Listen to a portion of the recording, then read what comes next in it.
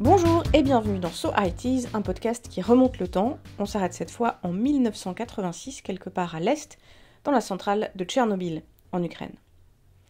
Cette nuit-là, le 26 avril 1986, vers 1h du matin, un accident se produit dans la centrale à la suite de tests sur le réacteur numéro 4. Le réacteur s'emballe, la dalle de béton explose en l'air, retombe sur le cœur du réacteur, provoque un incendie, et au final, un immense nuage radioactif se dégage. Cet accident a été classé 7 sur une échelle qui tente de rationaliser les accidents nucléaires dans le monde. 7, pour vous donner une idée, c'est comme Fukushima, sauf qu'en 1986, le monde n'est pas tout à fait comme maintenant. D'abord, en 1986, Tchernobyl, c'est en URSS, l'Union des républiques socialistes soviétiques. C'est le bloc de l'Est, derrière le rideau de fer. Autant dire que l'information dont on dispose à l'Ouest est plutôt parcellaire. En France, l'info arrive d'ailleurs 3 jours après l'accident.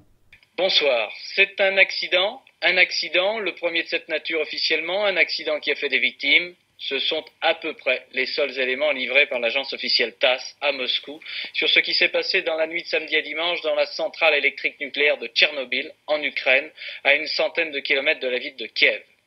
Il est probable qu'à l'époque, les gars là-bas à Tchernobyl n'aient pas dit tout de suite la vérité à Moscou. Et il est aussi très probable que les gars à Moscou, même quand ils ont compris que c'était vraiment la catastrophe, n'ont pas tout dit au reste du monde. On l'entend dans le journal de Claude Sérillon, la première source d'infos, c'est l'URSS elle-même. Et elle communique pas tellement, elle finira même par couper les liaisons satellites, comme ça, elle résout son problème. À l'époque, les reporters ne peuvent pas partir comme ça en Ukraine, et encore moins dans cette zone de Tchernobyl. On sent bien qu'il se passe un truc quand même. Les premiers à s'inquiéter, ce sont les Suédois qui mesurent des taux de radioactivité anormales, et on finit à l'ouest par comprendre et apprendre qu'un nuage radioactif survole l'Europe. Faisons juste une pause. Le nuage qui passe, ça veut dire que la population et les animaux respirent l'air chargé de ces petits composants radioactifs, que ces composants se déposent dans le sol et contaminent les plantes, donc les animaux qui les mangent, des animaux qu'on va manger ou qu'on va traire. Certains produits alimentaires sont particulièrement susceptibles d'être contaminés, le lait, les légumes, le miel. Bref, à un moment, il va falloir faire quelque chose.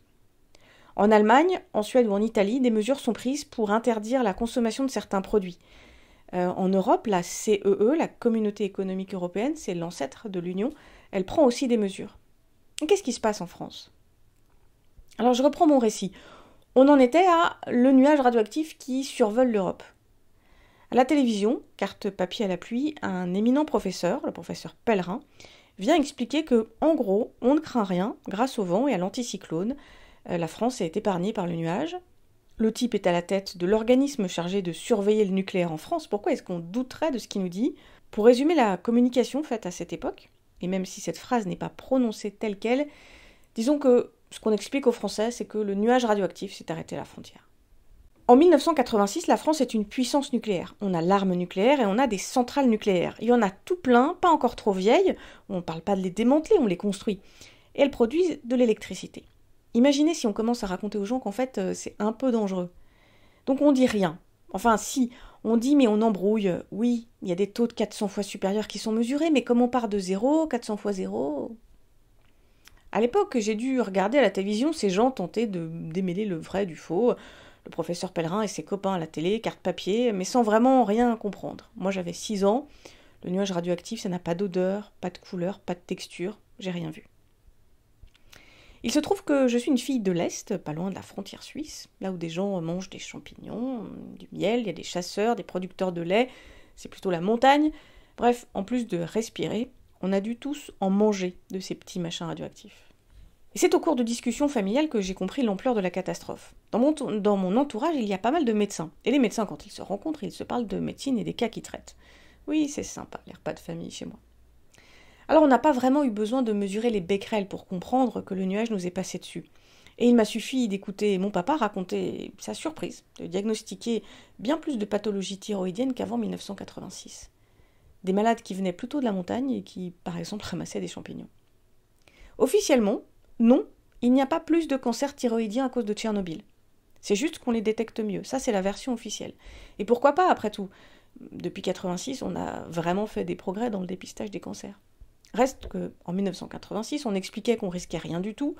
Aujourd'hui, on sait que c'est pas tout à fait vrai, voire que c'est plutôt faux.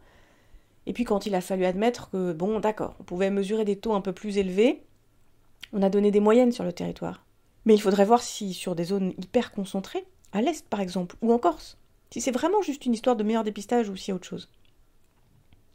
Aujourd'hui, c'est vrai, on est incapable de dire quel est précisément le bilan sanitaire en France après le passage du fameux nuage. On prend juste conscience aujourd'hui, en 2019, que le mauvais environnement est sans doute une source de maladies diverses. Peut-être que dans 20 ans, on nous dira qu'en fait les gaz d'échappement sont vraiment nocifs pour la santé, sait-on jamais.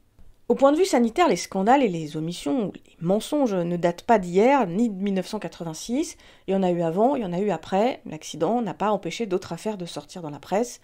Rappelez-vous le son contaminé, le Mediator, la vache folle, le Distilbène ou encore les implants mammaires. En 1986, c'était difficile pour un journaliste de déceler les incohérences, voire les mensonges proférés sur l'impact sanitaire et écologique de Tchernobyl. Aujourd'hui, les politiques et les responsables en tout genre ont fait de gros progrès de communication, il n'y a plus de carte papier et ils savent débiter devant des micros des tas d'éléments de langage. Mais les journalistes ont aussi fait des progrès, ils savent réagir plus vite, ils savent trouver la personne qui permettra de décrypter le propos, et puis ils se méfient plus que jamais de ces fameux éléments de langage. Aujourd'hui, entre les consortiums de journalistes d'investigation et des lanceurs d'alerte, il paraît plus difficile d'aller raconter sur un plateau de télé qu'un nuage radioactif s'est arrêté à la frontière.